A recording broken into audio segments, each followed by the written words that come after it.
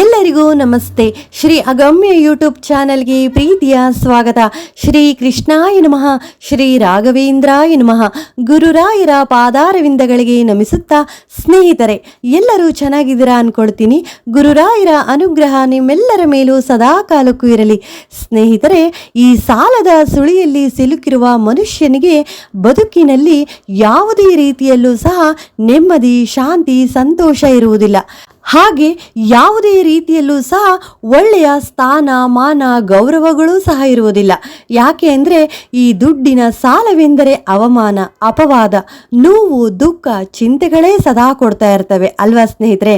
ಹಾಗೆ ಈ ಸಾಲ ಇದ್ದರೆ ಹೊಟ್ಟೆ ತುಂಬ ಊಟ ಮಾಡೋಕ್ಕೂ ಆಗಲ್ಲ, ನೆಮ್ಮದಿಯಿಂದ ಕೆಲಸ ಮಾಡೋಕ್ಕೂ ಆಗಲ್ಲ, ಹಾಗೆ ಕಣ್ತುಂಬ ನಿದ್ರೆ ಮಾಡೋಕ್ಕೂ ಆಗಲ್ಲ. ಅಷ್ಟು ಈ ಸಾಲದ ಬಾಧೆ ಹಿಂಸೆಯನ್ನು ಕೊಡುತ್ತದೆ.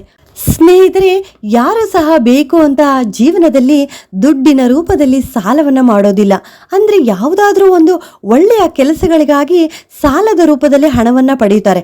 ಅಂದರೆ ಈ ಮದುವೆಯ ಕಾರ್ಯಕ್ಕಿರ್ಬೋದು, ಅಥವಾ ಮಕ್ಕಳನ್ನು ಓದಿಸ್ಲಿಕ್ಕಿರ್ಬೋದು, ಹಾಗೆ ಮನೆ ಕಟ್ಟಲಿಕ್ಕಿರ್ಬೋದು, ಅಥವಾ ಆರೋಗ್ಯ ಸಮಸ್ಯೆ ಆದಾಗಿರ್ಬೋದು, ಹಾಗೆ ಹೊಲದಲ್ಲಿ ಬೀಜಗಳ ಬಿತ್ತನೆಗಾಗಿರ್ಬೋದು, ಹೀಗೆ ಹಲವಾರು ಕಾರಣಗಳಿಗಾಗಿ ಸಾಲದ ರೂಪದಲ್ಲಿ ಹಣವನ್ನು ಪಡಿಬೇಕಾಗುತ್ತೆ ಸ್ನೇಹಿತರೆ. ಹಾಗೆ ಒಂದೊಮ್ಮೆ ನಮ್ಮ ದುಡಿಮೆನೂ ಸಹ ಚೆನ್ನಾಗಿ ನಡೆಯೋಕ್ಕಾಗದೇನೂ ಸಹ ಈ ಸಾಲವನ್ನು ತೀರ್ಸೋಕ್ಕಾಗದೆ ಸಾಲಕ್ಕೆ ಮರುಸಾಲವೆಂಬಂತೆ ಬಡ್ಡಿಯ ಮೇಲೆ ಬಡ್ಡಿ ಕಟ್ಟಿ ಈ ಜೀವನದಲ್ಲಿ ಹೆಚ್ಚಿನ ರೂಪದಲ್ಲಿ ಸಾಲವನ್ನು ಮಾಡ್ಕೋಬೇಕಾಗುತ್ತೆ ಸ್ನೇಹಿತರೆ. ಹಾಗಾಗಿ ಈ ಸಾಲವೆಂದರೆ ನಮ್ಮನ್ನು ಒಳ್ಳೆಯ ರೀತಿಯಲ್ಲಿ ತಲೆ ಎತ್ತಿ ನಡೆಯದಂತೆ ಮಾಡುತ್ತದೆ, ಸದಾ ಭಯದಿಂದ ಜೀವನವನ್ನು ನಡೆಸುವಂತೆ ಮಾಡುತ್ತದೆ. ಹಾಗೆ ಮನೆಯವರ ಮಧ್ಯೆ, ಸಂಬಂಧಿಕರ ಮಧ್ಯೆ, ಸ್ನೇಹಿತರ ಜೊತೆ ಒಳ್ಳೆಯ ಒಡನಾಟದಿಂದ ಮನಸ್ಸು ಬಿಚ್ಚಿ ಮಾತನಾಡದಂತೆ ಮೌನವಾಗಿ ಕುಗ್ಗಿಸಿ ಒಬ್ಬರೇ ನೋವು ಅನುಭವಿಸುವಂತೆ ಮಾಡುತ್ತದೆ ಈ ಸಾಲದ ಬಾಧೆ ಅಲ್ವಾ ಸ್ನೇಹಿತರೆ. ಹಾಗೆ ಸ್ನೇಹಿತರೆ, ನಾವು ಸಾಲಗಳನ್ನು ಮಾಡಲಿಕ್ಕೆ ಈ ಕಾರಣಗಳು ಸಹ ಇರ್ಬೋದು. ಅಂದರೆ ನಮ್ಮ ಕೆಲಸದಲ್ಲಿ ಆತುರತೆಯಿಂದ ದುಡುಕಿನ ನಿರ್ಧಾರಗಳನ್ನು ತೆಗೆದುಕೊಂಡಿರ್ಬೋದು, ಅಥವಾ ಯಾರಿಗಾದರೂ ದುಡ್ಡನ್ನು ಕೊಟ್ಟು ಹಿಂದಿರುಗದೆ ಮೋಸ ಹೋಗಿರ್ಬೋದು. ಹಾಗೆ ಒಂದೊಮ್ಮೆ ಈ ದುಂದು ವೆಚ್ಚಗಳನ್ನು ಮಾಡಿ ಹಣವನ್ನು ಕಳೆದುಕೊಂಡಿರ್ಬೋದು. ಹೀಗೆ ಯಾವುದಾದ್ರೂ ಒಂದು ರೂಪದಲ್ಲಿ ನಾವು ದುಡ್ಡನ್ನು ಕಳೆದುಕೊಂಡು ಮತ್ತೆ ಯಾವುದೋ ಕಾರಣಕ್ಕೆ ಇನ್ನೊಬ್ಬರಿಂದ ಹಣವನ್ನು ಪಡೆದು ಸಾಲ ಮಾಡಿ ಅದನ್ನು ತೀರಿಸೋಕ್ಕಾಗದೆ ಹಿಂಸೆನೂ ಸಹ ಪಡ್ತಾ ಇರ್ತೀವಿ ಈ ಜೀವನದಲ್ಲಿ. ಹಾಗೆ ಸ್ನೇಹಿತರೆ, ಇದೆಲ್ಲದಕ್ಕೂ ಈ ಸಾಲದ ಬಾಧೆಗಳನ್ನು ಪರಿಹಾರ ಮಾಡಲಿಕ್ಕೆ ಇದೆಲ್ಲದಕ್ಕೂ ಒಂದು ಒಳ್ಳೆಯ ಸರಳವಾದ ಪರಿಹಾರವನ್ನು ಈ ವಿಡಿಯೋದಲ್ಲಿ ನಾನು ತಿಳಿಸ್ಕೊಡ್ತಾ ಇದ್ದೀನಿ ಸ್ನೇಹಿತರೆ. ಮೊದಲು ನಿಮ್ಮ ಊರಿನಲ್ಲಿ ಹಾಗೂ ನಿಮ್ಮ ಮನೆಯ ಹತ್ತಿರ ಸ್ವಾಮಿ ಸುಬ್ರಹ್ಮಣ್ಯ ದೇವರ ದೇವಾಲಯವಿದೆ ಎಂದು ನೋಡ್ಕೊಳ್ಳಿ ಸ್ನೇಹಿತರೆ. ಪ್ರತಿ ಮಂಗಳವಾರದಂತೆ 9 ಮಂಗಳವಾರಗಳು ಈ ಪರಿಹಾರವನ್ನು ಮಾಡ್ಕೋಬೇಕಾಗುತ್ತೆ ಸ್ನೇಹಿತರೆ. ಹಾಗೆ ಮೊದಲನೆಯ ಮಂಗಳವಾರದಂದು ಬೆಳಗ್ಗಿನ ಜಾವ ಬೇಗ ಎದ್ದೇಳಿ, ಬೇಗ ಎದ್ದು ಸ್ನಾನಾದಿಗಳನ್ನು ಮುಗಿಸಿಕೊಳ್ಳಿ. ತದನಂತರ ಮನೆಯನ್ನು ಶುದ್ಧಿ ಮಾಡಿಕೊಂಡು, ದೇವರ ಮನೆಯನ್ನು ಸಹ ಶುದ್ಧಿ ಮಾಡಿಕೊಂಡು ಮನೆ ದೇವರ ಪೂಜೆಯನ್ನು ಸಹ ಮುಗಿಸ್ಕೊಳ್ಳಿ ಸ್ನೇಹಿತರೆ. ತದನಂತರ ನೀವು ಈ ಪರಿಹಾರವನ್ನು ಮಂಗಳವಾರದಂದು ಮಾಡ್ಕೊಳ್ತೀರಲ್ವಾ, ಅದರ ಹಿಂದಿನ ದಿನ ಅಂದರೆ ಸೋಮವಾರದಂದು ಅಂಗಡಿಯಿಂದ 100 ಗ್ರಾಮು ಅಥವಾ 1/4 kg ಅಥವಾ ಅರ್ಧ kgಯಷ್ಟು ತೊಗರಿಬೇಳೆಯನ್ನು ತಂದಿಟ್ಕೊಳ್ಳಿ ಸ್ನೇಹಿತರೆ. ಅದರ ಜೊತೆ ಹೊಸದಾಗಿರುವ ಕೆಂಪು ಬಟ್ಟೆಯನ್ನು ಸಹ ತಂದಿಟ್ಕೊಳ್ಳಿ ಸ್ನೇಹಿತರೆ. ಅದು ಒಂದು ಕರ್ಚೀಫ್ ಸೈಜ್ ಅಷ್ಟಿದ್ರೂ ಸಾಕು ಸ್ನೇಹಿತರೆ.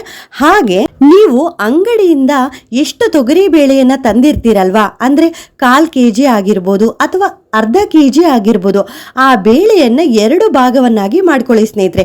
ಒಂದು ಭಾಗದಷ್ಟನ್ನು ಕೆಂಪು ಬಟ್ಟೆಯಲ್ಲಿ ಕಟ್ಟಿ ದೇವರ ಮುಂದೆ ಇಡಿ ಸ್ನೇಹಿತರೆ. ಇನ್ನುಳಿದ ಭಾಗವನ್ನು ಒಂದು ತಾಮ್ರದ ತಟ್ಟೆ ಆಗಿರ್ಬೋದು ಅಥವಾ ಹಿತ್ತಾಳೆಯ ತಟ್ಟೆ ಆಗಿರ್ಬೋದು, ಅದರಲ್ಲಿ ಹಾಕಿ ಅದನ್ನು ಸಹ ದೇವರ ಮುಂದೆ ಇಡಿ. ತದನಂತರ ಸ್ವಾಮಿ ಸುಬ್ರಹ್ಮಣ್ಯ ದೇವರನ್ನ ಸ್ಮರಣೆ ಮಾಡಿಕೊಳ್ಳಿ.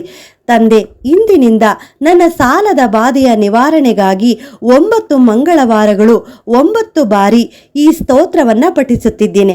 ಆ ಸ್ತೋತ್ರ ಯಾವುದಂದ್ರೆ ಸ್ನೇಹಿತರೆ, ಋಣ ವಿಮೋಚಕ ಮಂಗಳ ಸ್ತೋತ್ರ. ಈ ಸ್ತೋತ್ರವನ್ನು 9 ಬಾರಿ ನೀವು ಹೇಳ್ಕೋಬೇಕಾಗುತ್ತೆ. ಅದನ್ನು ಸಹ ಸ್ವಾಮಿ ಸುಬ್ರಹ್ಮಣ್ಯ ದೇವರನ್ನ ನೆನೆದು, ಹಾಗೆ ಸ್ವಾಮಿ ಮಂಗಳ ಗ್ರಹ ದೇವರು ಅಂದರೆ ಕುಜದೇವರನ್ನ ನೆನೆದು ಈ ಸ್ತೋತ್ರವನ್ನು ಪಠಿಸುತ್ತೇನೆ. ನನ್ನ ಸಾಲದ ಬಾಧೆ ಎಲ್ಲ ನಿವಾರಣೆ ಆಗಬೇಕು. ತದನಂತರ ಸ್ವಾಮಿ ಮಂಗಳ ಗ್ರಹ ದೇವರನ್ನ ನೆನೆದು ಭಕ್ತಿ ಶ್ರದ್ಧೆ ನಂಬಿಕೆ ಇಟ್ಟು ಶ್ರೀ ಋಣ ವಿಮೋಚಕ ಮಂಗಳ ಸ್ತೋತ್ರವನ್ನು 9 ಬಾರಿ ಪಠಿಸಿ ಸ್ನೇಹಿತರೆ.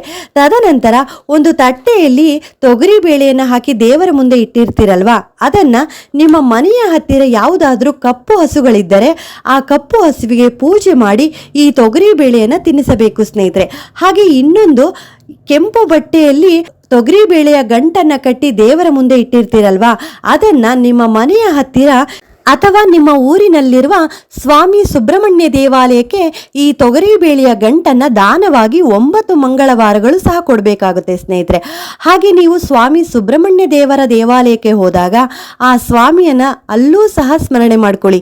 ತಂದೆ, ಇಂದಿನಿಂದ 9 ಮಂಗಳವಾರಗಳು ಸಹ ನಿಮ್ಮ ಸನ್ನಿಧಾನಕ್ಕೆ ಬಂದು ತೊಗರಿ ಬೇಳೆಯನ್ನು ದಾನವಾಗಿ ಕೊಟ್ಟು ಹಾಗೆ 9 ಪ್ರದಕ್ಷಿಣೆಗಳನ್ನು ಹಾಕುತ್ತೇನೆ. ನನ್ನ ಸಾಲದ ಬಾಧೆಯನ್ನು ನಿವಾರಣೆ ಮಾಡು ಸ್ವಾಮಿ. ನಾನು ಮಾಡಿಕೊಂಡಿರುವ ಸಾಲವನ್ನು ಹೇಗಾದರೂ ಮಾಡಿ ತೀರಿಸಬೇಕು, ಅದಕ್ಕೊಂದು ಒಳ್ಳೆಯ ದಾರಿಯನ್ನು, ಒಳ್ಳೆಯದಾದ ಕೆಲಸವನ್ನು ತೋರಿಸು ತಂದೆ ಅಂತ ಸ್ವಾಮಿ ಸುಬ್ರಹ್ಮಣ್ಯ ದೇವರನ್ನು ಹಾಗೂ ಮಂಗಳ ಗ್ರಹ ದೇವರನ್ನ ಸ್ಮರಣೆ ಮಾಡ್ಕೊಳ್ಳಿ ಸ್ನೇಹಿತರೆ. ಹಾಗೆ ಸ್ನೇಹಿತರೆ, ಈ ಋಣ ವಿಮೋಚಕ ಮಂಗಳ ಸ್ತೋತ್ರವನ್ನ ನಾನು ಡಿಸ್ಕ್ರಿಪ್ಷನ್ ಅಲ್ಲಿ ಬರೆದು ಹಾಕಿರ್ತೀನಿ, ಚೆಕ್ ಮಾಡ್ಕೊಳ್ಳಿ ಸ್ನೇಹಿತರೆ.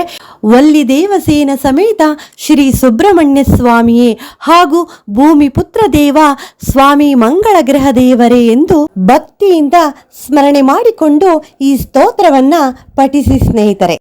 ಆದರೆ ಸ್ನೇಹಿತರೆ, ನಿಮ್ಮ ಸಾಲದ ಬಾಧೆಯ ನಿವಾರಣೆಗಾಗಿ ಪ್ರತಿ ಮಂಗಳವಾರದಂತೆ 9 ಮಂಗಳವಾರಗಳು ಋಣ ವಿಮೋಚಕ ಮಂಗಲ ಸ್ತೋತ್ರವನ್ನು 9 ಬಾರಿ ಪಠಿಸಲೇಬೇಕು ಸ್ನೇಹಿತರೆ.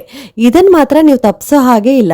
ಹೀಗೆ ಸ್ವಾಮಿ ಸುಬ್ರಹ್ಮಣ್ಯ ದೇವರನ್ನು ಹಾಗೂ ಮಂಗಳ ಗ್ರಹ ದೇವರನ್ನ ಸ್ಮರಣೆ ಮಾಡಿಕೊಂಡು ಈ 9 ಮಂಗಳವಾರಗಳು ಈ ಪರಿಹಾರವನ್ನ ಮಾಡ್ಕೊಳ್ಳಿ ಸ್ನೇಹಿತರೆ.